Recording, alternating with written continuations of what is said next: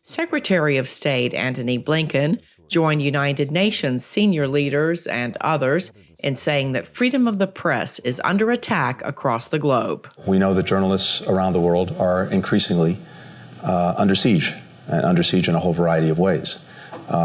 That's now manifested itself once again very powerfully in Evan's detention and incarceration in Moscow, profoundly, unjustly, for doing his job. We're intensely engaged with the Russians to seek his freedom, to seek his immediate release. Wall Street Journal reporter Evan Gershkovich appeared at a Moscow court last month and was denied release on bail. He was arrested for alleged espionage in a case that has drawn international condemnation.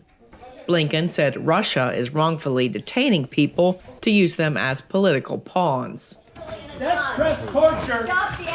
Two protesters interrupted the Washington Post event with Secretary Blinken Wednesday, calling for freeing of WikiLeaks founder Julian Assange, who is imprisoned in the UK and faces espionage charges in the US. The incident prompted moderator David Ignatius to say, "We're here to celebrate freedom of expression, and we just experienced it." At the United Nations, Secretary General Antonio Guterres had this message on World Press Freedom Day. Stop the threats and attacks. Stop detaining and imprisoning journalists for doing their jobs. Stop the lies and disinformation. Stop targeting truth and truth tellers. Press freedom watchdog Reporters Without Borders released its 2023 World Press Freedom Index Wednesday, which analyzes the work environment for journalists in 180 countries and territories. The report for 2023 says the situation is very serious in 31 countries, difficult in 42, problematic in 55, and good or satisfactory in 52 countries.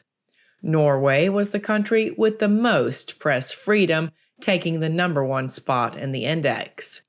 The United States was 45th, while Russia dropped to 164th, China ranked second to lowest at 179, and at the very bottom of the list was North Korea. Cindy Saine, VOA News.